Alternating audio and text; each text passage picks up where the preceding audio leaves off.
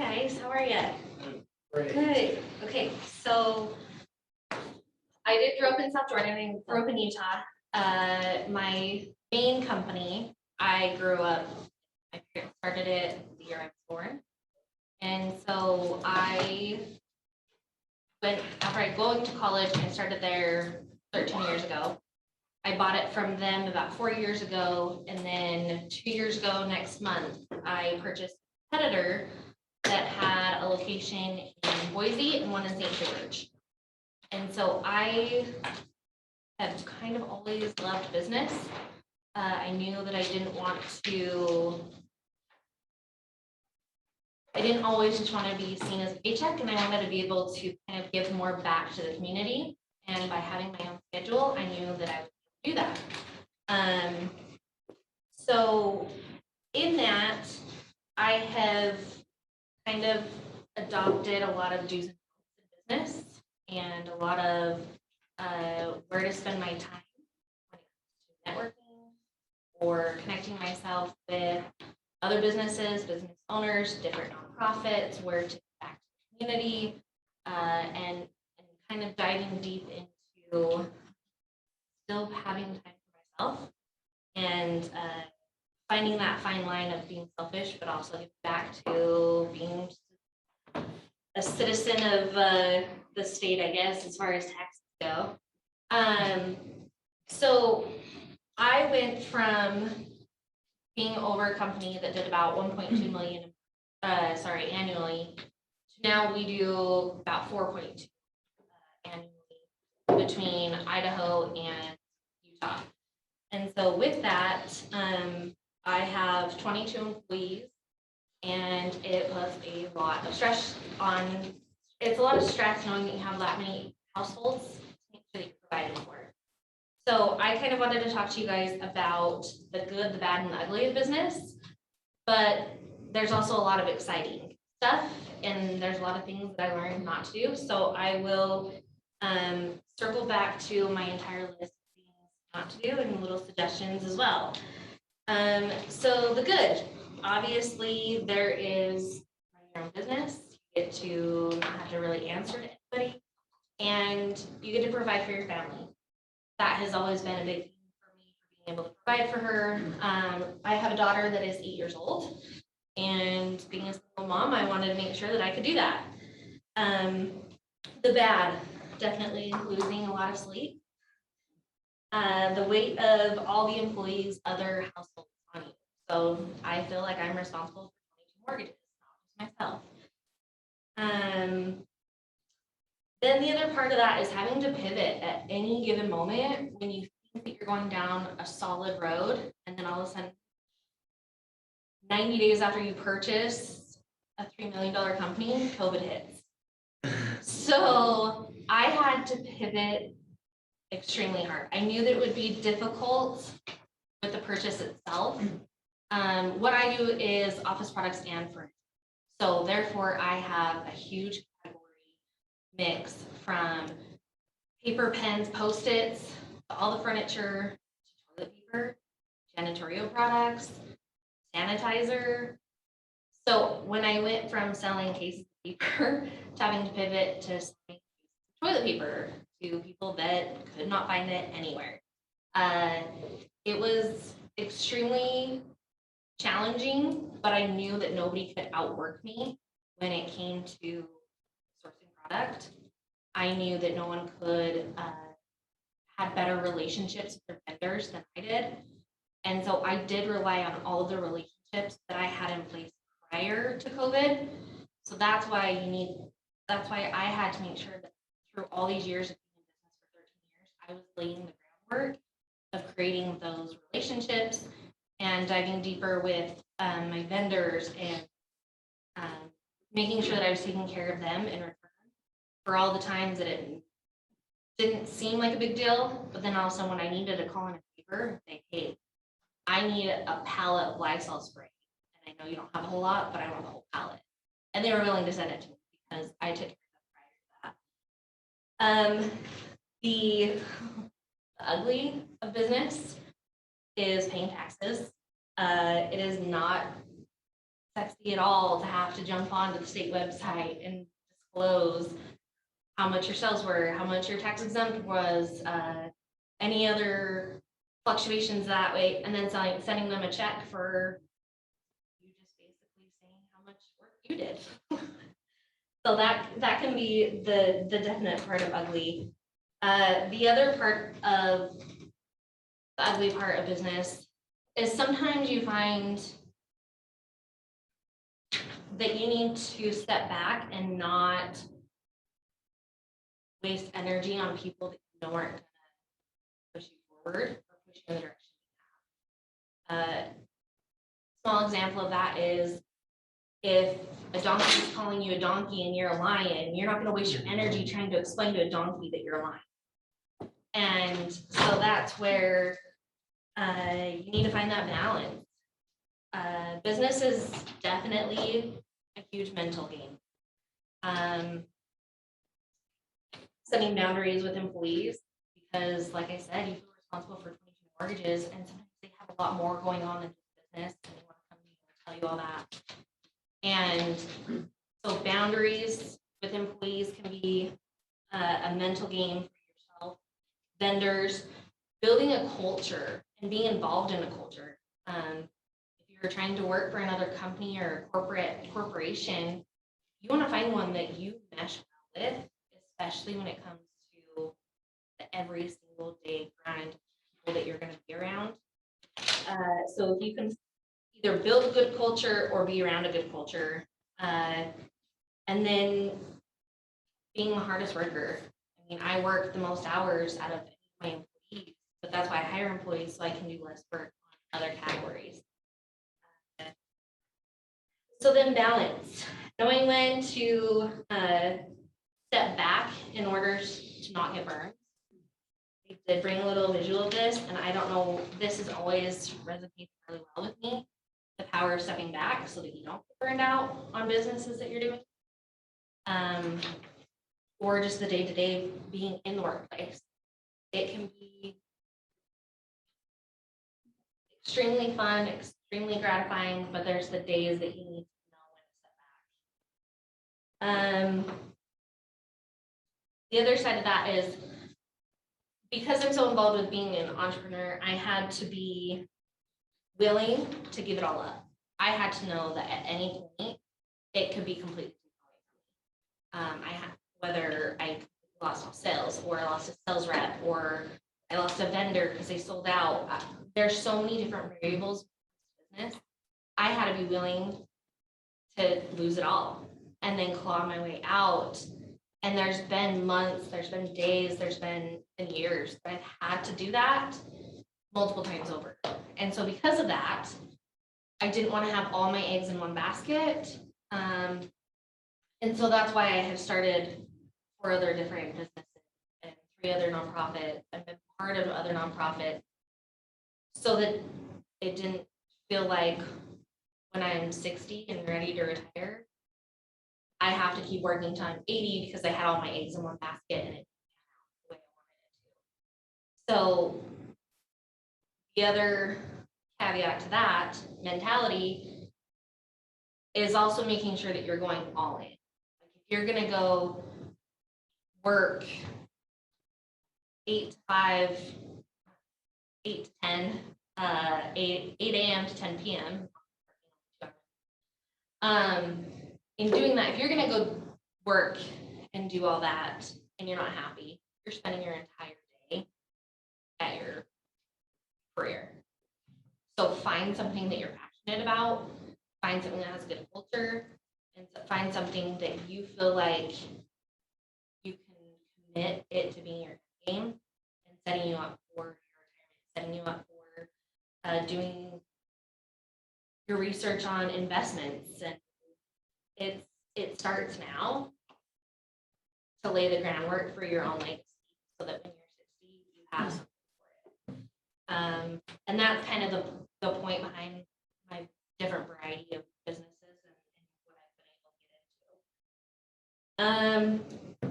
If you guys are going to go down the road of being an entrepreneur or owning your own business, there was a few things that I wanted to kind of throw caution to. Obviously, you want to make sure that you plan enough, but don't plan yourself out of the opportunity.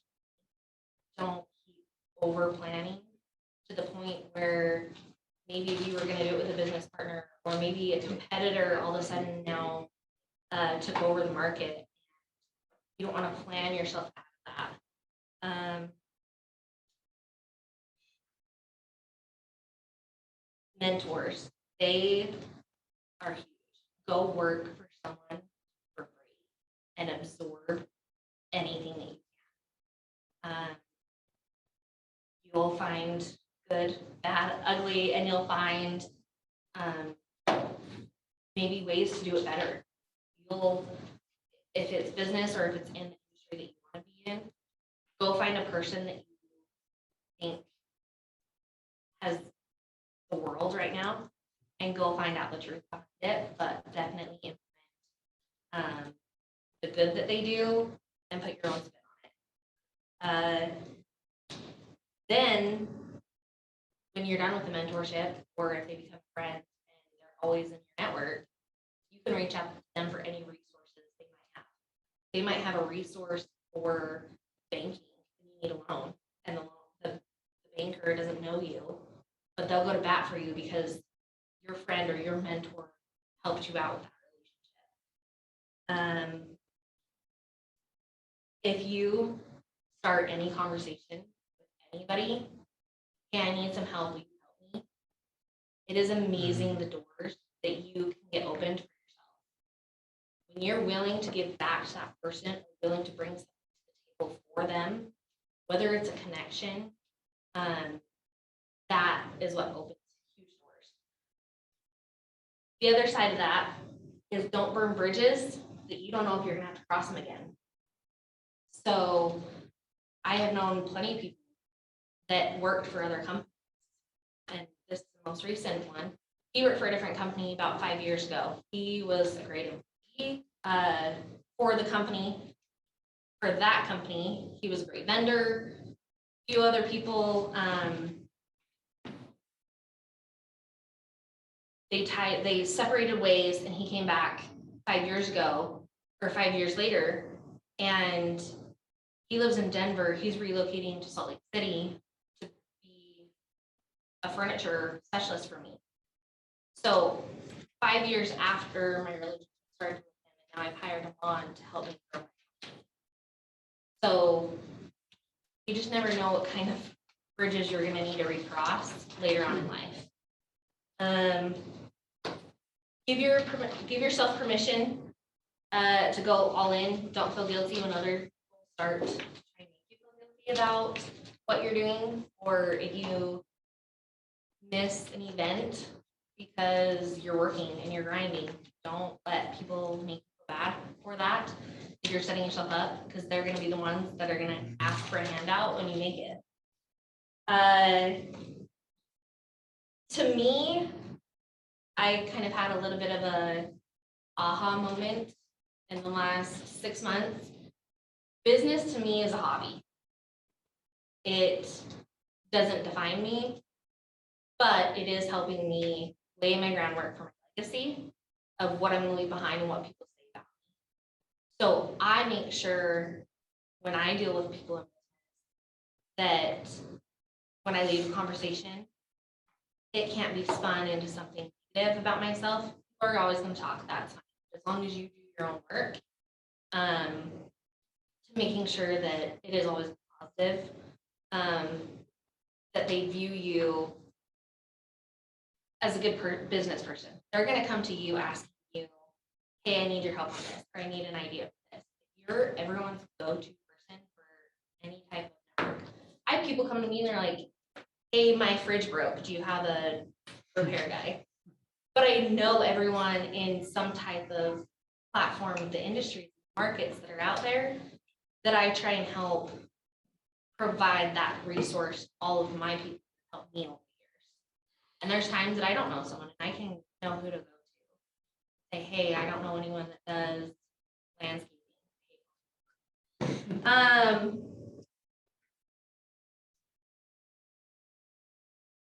I read a book recently that had do the best you can until you know better, then do better. And I realized that's a lot to do with people's personal lives and with business. If you're doing the best you can with the experience that you have and the knowledge that you have and the environments that you have, and then when you know better, do better, I think that a lot of groundbreaking events that happen if everyone adopted that same mentality of just doing better. Okay, I didn't know better at the time, not a good excuse, but I'm going to be better in the future.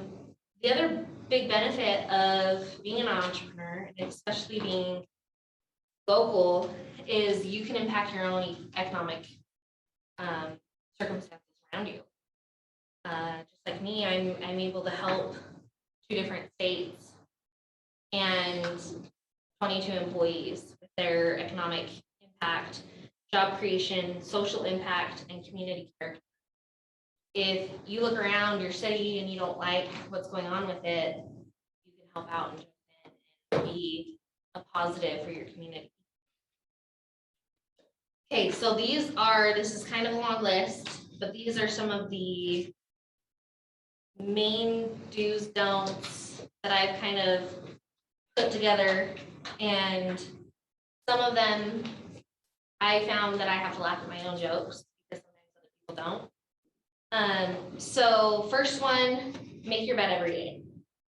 It doesn't sound like a huge thing, but I heard someone business 10 years ago said that, and it does start your day in the right step. It will drive me nuts if I go to leave, my bed's not. Listen to podcasts and audibles. Sometimes social media isn't the best resource for getting your information or your own opinion.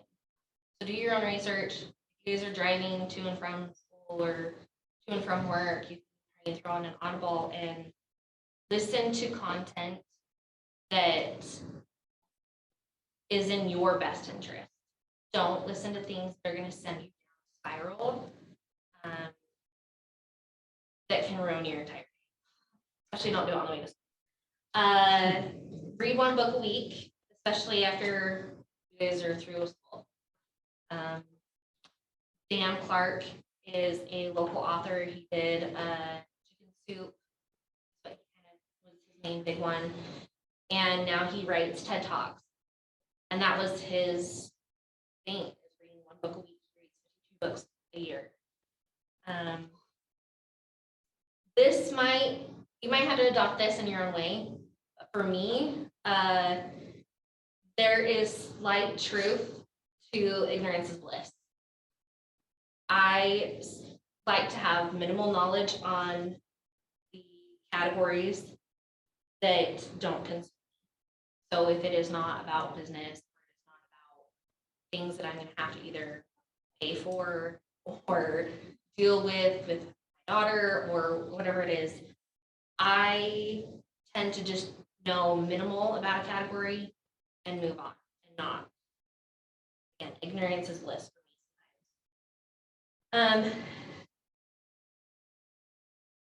Electronics are great to keep in touch. When I saw office products, of course, I print it out every because it's job security for me.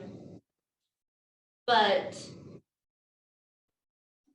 phone calls are so important, especially in the business world. That's where a lot of people, people do emails, but emails are done so that you're not wasting time, or if it's not important, to immediately need action. So what I found in my business is I try to make sure I answer every phone call that comes in, if possible. And if not, sometimes I answer and say, hey, I probably call you right back, give them a time frame. But with that, I also have to prioritize. So that being said, if I know what someone's calling me about and it's not in the top 5 of my priority list for the day, I've put them on the list to call back, but I don't bump them up the list to be a priority in a time frame that I can't get them. If you guys are going to go down the road of owning your own business, be prepared to lose relationships. You're going to lose friends. Some people might even have family members that don't love that they're being selfish and owning their own business and grinding all the time. It definitely is it plays with your emotions, plays with your heart, plays with your mind. And if that's not an expense you can afford in your business, then prepare yourself for it and move on and continue forward. This is a huge one. Just because someone offers you advice does not mean you have to take it. Advice is so freely given, and then people sometimes get upset when you don't take it. So if it's not solicited, you don't have to take it.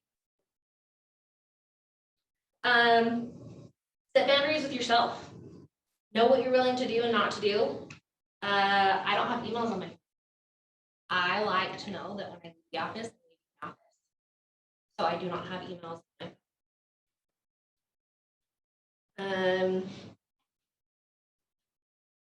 The other nice part about you lose time, the sense of time, when you're in business, because you have all these people coming at you from all these different angles.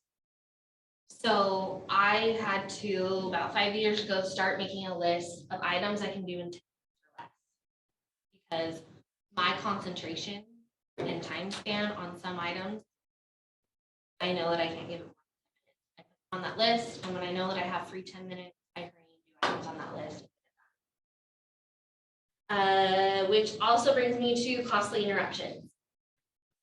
So I'm sure you guys noticed when you're trying to write papers or even just be at work, concentrating on something, and all of a sudden it's like, hey, can I borrow you?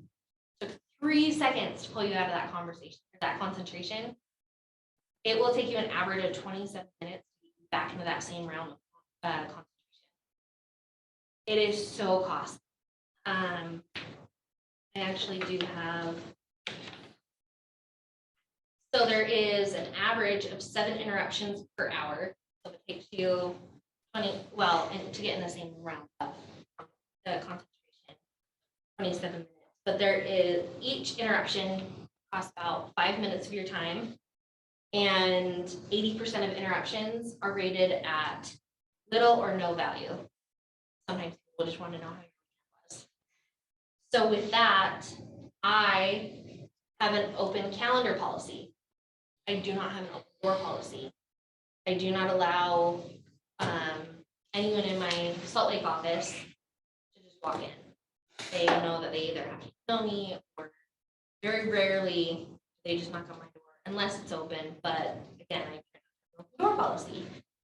The other thing was stress. I talked about the ugly part, business stress. So when COVID hit, I had to adopt the mentality of if I can't fix it by midnight, then I have no right to stress over it. And that definitely saved me from overdosing on cortisol. I feel like I was constantly stressed. A few of these are just other side notes for owning your own business. If you find someone that dominates in something that you're not good at,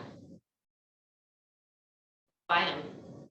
Buy the company, or if they're hireable, hire them.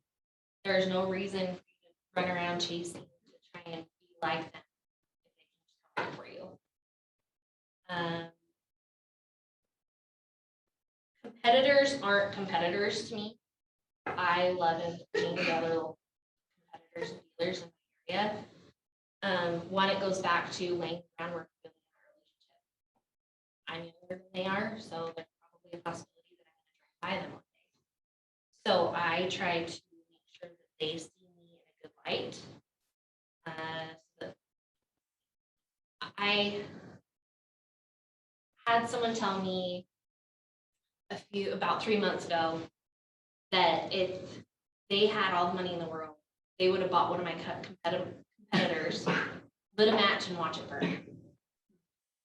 So that knew that I needed to be a better person in my business, but it also validated all my hard work of building relationships over the years and laying that groundwork for future deals and future opportunities.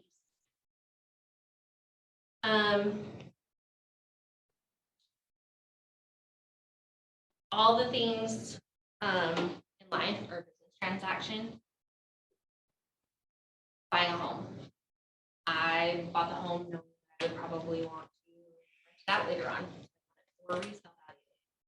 Buying a car, usually either you're going to run it into the ground, the very last mile, and then have it towed, or you're going to buy it and you want to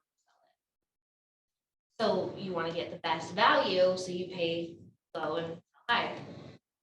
So I would suggest doing your research, but start investing young. And like I said at the very beginning, not putting all your eggs in one basket. You want to build a network around you that builds your net worth. If you know that you have people in your network that are priceless, you want to continue to keep that. You will meet them year over year after year. There was one of them that came and spoke to you guys at the beginning of September. Ty Foster, and he's one of the people that are in my network. When she called me and talked to me about coming, said, I'm so excited, but you have someone else to have in your class as well. And so having those people that you know you can call up and ask them for anything, or they can call you and ask you for anything. And it also goes back to you have to pivot in your business.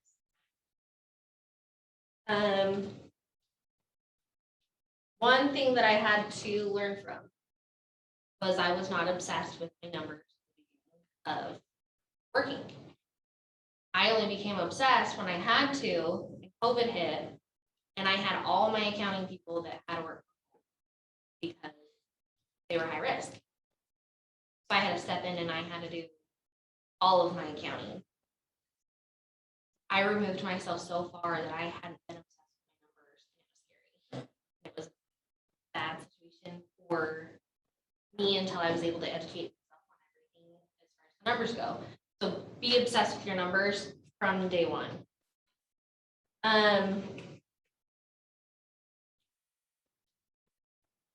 Don't stay bitter and unhappy for a paycheck if you know that your passion is something else. There's that balance of your absolute knowing what you will and won't do. And if you spend so much of your day at working or at the office and you're so unhappy that it leads into your other relationships, it leads into coming home, or all of your family members, friends, they start noticing you're not fun and you're not a joy to be around, maybe take a look at your career.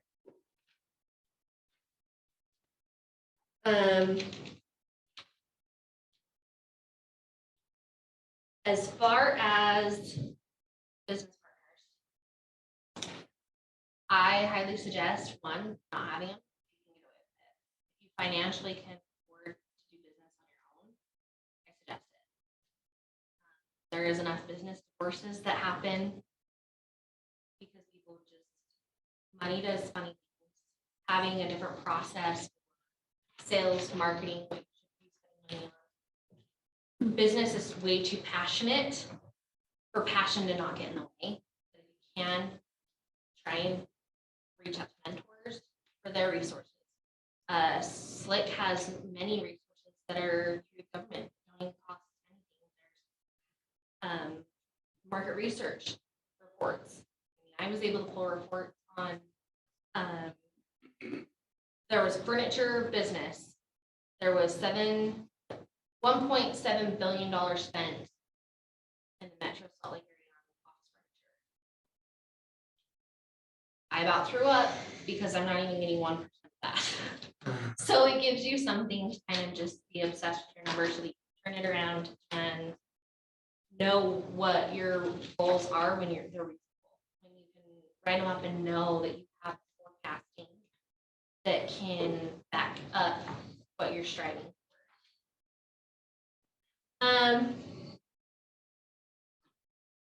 Befriend people that you suck in that category.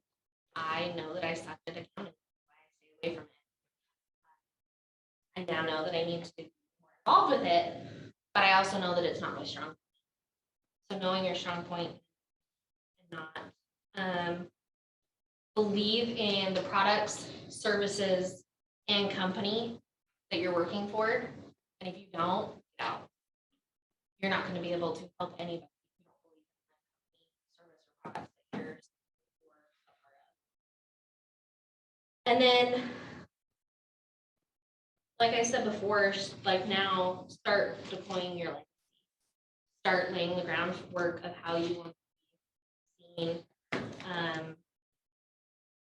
And not just for your family, but from your friends, and know that when you retire, you're proud of what your career was. A career is so big on your story, your life story. What do you do? That's the first thing people ask you. What do you do? Or what do you want to do? Or what are you going to school for? And whatever it is, if you buy into it, then be proud of it. Hold your head high.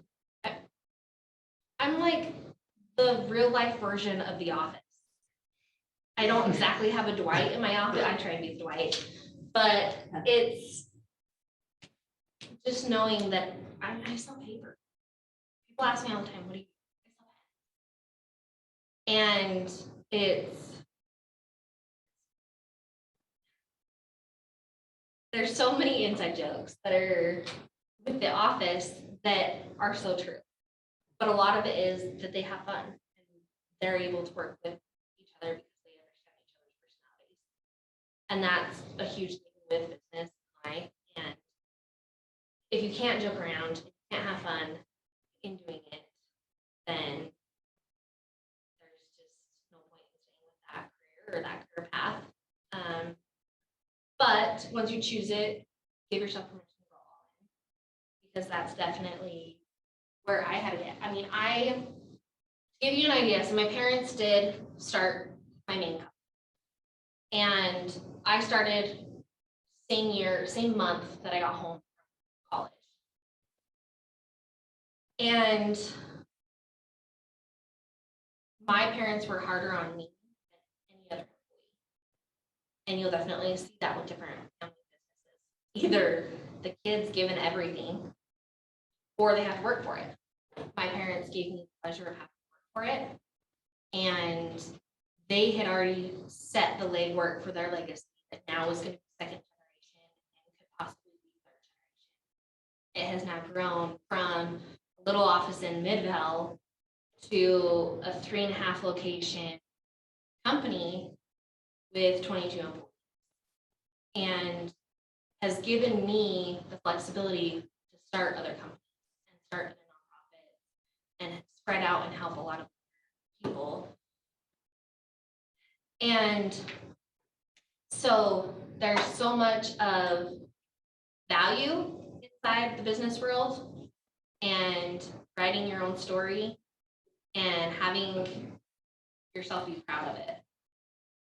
So there's just a lot of different things that you guys can start doing now that can allow you to be proud of your story. And you guys have seen when people come and they interview the 80, 90-year-old women and men to get their story before they pass away. And almost every single time they talk about it. But you also see how much they light up and their demeanor changes when they're able to talk about the largest chunk of their life. Even being a parent for me, I know it's a hobby. She's going to be 18 and have to pay her own bills. But my career, I'm going to have that for a lot longer. And it is something that, yes, I want to be proud of my daughter, but I also want to be proud of the company that I'm working for and hope that I'm doing it in service. How long did you need me to speak for? I have 5 minutes. Well, this is great. We can ask questions. Yeah. Anybody have some questions? Go ahead and you can call on Britney. Sam on this one. Yeah. Hi. So do most people not text for primary phone communication? Does it just vary?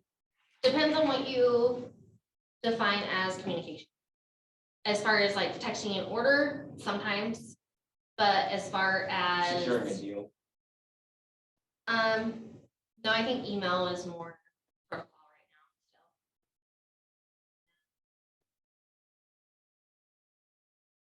now still. Yeah. So you said one thing about having multiple, like what's valuable having multiple sources. Yeah. But like not putting all your eggs in one basket. Was there anything else about that, or is it just? I think it's a very good reason. Yeah. So residual is the best thing to not have your eggs in one basket. There is obviously endless sources of selling. There's selling product, there's selling service, there's retail. And so with that is just trying to have residual. So for me, people use up the paper that they use with paper and I sell them again the next month. So for me, I personally like business to business. And that's kind of where my other baskets have taken me, I guess, is because I know that I'm better at business than business to consumer. Or there's a lot of companies that sell software or credit cards or lines of credit, mortgages. If you can be the kind of the 2%, there's any category, any marketplace, there's going to be people that do it the same way 98% of the time, and you want to be that 2% that's different, and you can do it with absolutely everything. You might get into mortgages. Well, mortgages is a byproduct of owning a home. So if you're a person that's out there and you're selling the idea of people coming home instead of selling people a monthly payment to buy their home, you're doing it different. And so if you can find kind of yourself in how you sell it and selling yourself, selling the idea and being different, then I would find the baskets that you enjoy. If you like money, find baskets that gives a lot of money. Or just giving back. I do different nonprofits and being able to be the example to my daughter. At 5 years old, she started a nonprofit. And we went to the grocery store, she bought flowers, wanted to give them to random people at the library. On our way home, she says, Mom, we can start a business doing this. It's not really a whole lot of money giving away flowers, but we can do a nonprofit. So I was able to get it registered, and she had founders and they had a board and they sent thank you cards to any donors.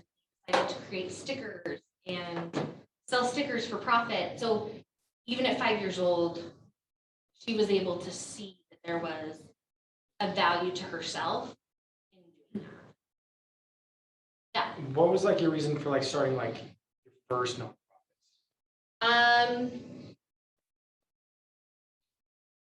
Good question.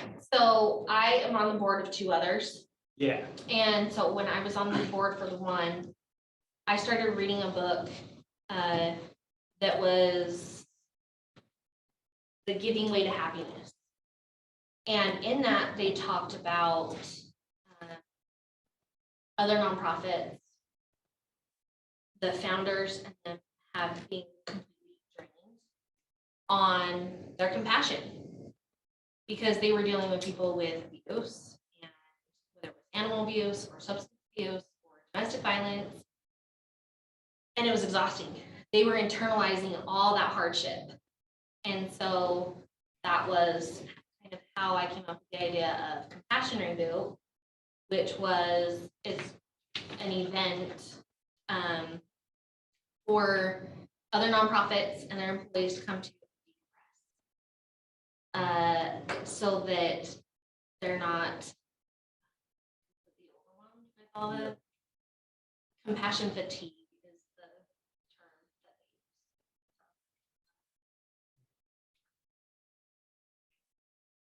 use. Yeah, I remember just a couple of years ago, just heard mention like the 2-minute rule, like pay it in 2 minutes, just get it done right away. You mentioned like 10 minutes, like the opposite of that. Do you like set aside a time to get, I'm assuming that you set aside a time later to get Yeah. to those tasks? so or is that I still abide by the 2-minute rule. If you can get it done, just get it done. But if it's longer than 2 minutes, but less than 10, there's different times during my day. And because I set my own schedule, I know those different times that I'm gonna have a little bit more flexibility. So I'll try and check things off that are on that list. But that kind of also is separate from prioritizing the people on your list, because I have my day that I set with all my to-dos. And then all of a sudden I have 22 people calling my cell phone and customers calling my cell phone, vendors. And so it definitely is a good way to get it out of your mind so that you're not spiraling, which definitely happens in owning a business. Brittany, I've got a question. What's Yeah. your employee turnover rate, and how do you keep your employees hired under your umbrella rather than running away down the street to somebody else that you want to offer them? So when Alpine was started 30 years ago, there was 22 other local independents in town, in Salt Lake. And now there's maybe 3 or 4 that actually have a presence in Salt Lake that are independent. And it's hard to find people that are in the industry and already know their product and know how it works. The turnover is different for each category. So I have delivery drivers, I have my own delivery vans and vehicles that are maintained by them. And I have a couple positions that will turn over.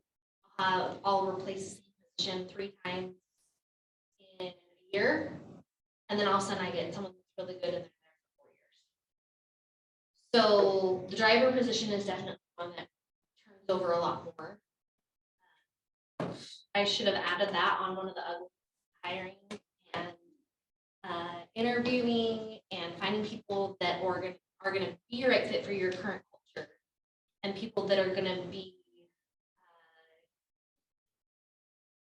in it for the company as well. And finding people that have that mentality, it definitely takes some turnover to find those. The salespeople, they're usually my average person in the industry has been in the industry for over 20 years. Most all of them have been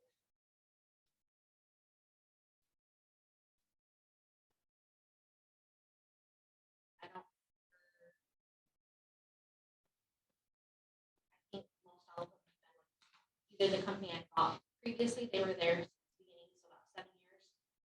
And I have another one that's been with me for 20. And so the retention's good once it's there. And that's the other thing is I try and create, people come for the money, but I try and create the culture so that they stay for the flexibility that I offer, and the opportunities that are there, and just the environment that they're around. So I try and make it so that they want to be in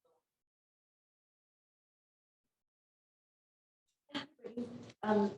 How have your sales changed? Because people were working from home during COVID. It shifted categories. So I had people that I still had many businesses that still stayed in office. And I actually received a letter from one of my clients telling me that I had a federal obligation to continue operating as is. And that was because they were a client of the US government and they couldn't disrupt the services they were providing to the government. And so at that point, we left everything in place. The sales reps worked remotely. Delivery drivers still stayed out every day and delivering. But I shifted a little bit from pens, paper to Clorox wipes and sanitation products. And oddly enough, snacks. So with all the restaurants being closed, a lot of the companies, their employees couldn't go in for lunch. They couldn't go into a restaurant. They had vehicles that were too big to fit through the drive-thru. And so it was a little odd until I finally heard the story of why all of a sudden treats and snacks and beverages started to tick up in sales. It was just so that they could provide for their own employees to still be out there. Toilet paper. I sold all this stuff before. It just wasn't a major. It wasn't my biggest category.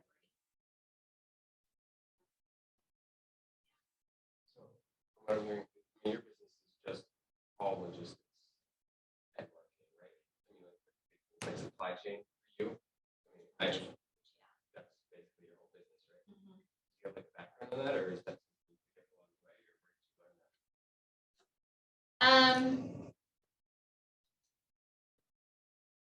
I guess kind of stuff that was adopted along the way, absorbed. Again, finding those mentors that you can kind of absorb everything from, and maybe that free knowledge along the way turned into a payday for me. But it definitely is a major part of what my company is. And the other side of that is doing every single person's job just to know what they do from start to finish. I've been a delivery driver. I tell people that I'm just a toilet cleaner now. You have to be able to be willing to do every single position to know how to fix it if ever needs it.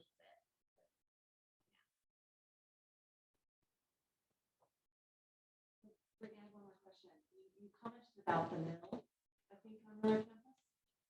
Yeah, Could you tell students about your experience with them? yeah, We have just a few minutes, but I'd like everybody to know more about that. I will come back to that. What was What was one of your biggest mistakes when you were starting your business? I think it not being obsessed enough with my numbers.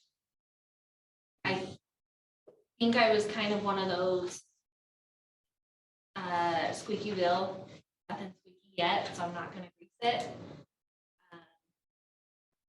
And I feel like that it got different habits would have formed if I would have been a little bit more obsessed with my business. Numbers.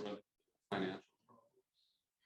Not so much on the financial problems. It was, we were lucky enough that way, but it didn't allow me to apply pressure on getting margins up. It didn't allow me to apply pressure on getting sales up or category mix. I mean, if I never sold another piece of paper, I'd be thrilled. But unfortunately, piece of paper is what I call a loss leader. So it's kind of one of those things that I lose money on selling paper, but I know I get the rest of the business. And so I probably, if I would have been a little bit more obsessed with numbers, I would have been able to go a different route on how I purchase paper to try and drive up the margins without having to drive up the price to the customer.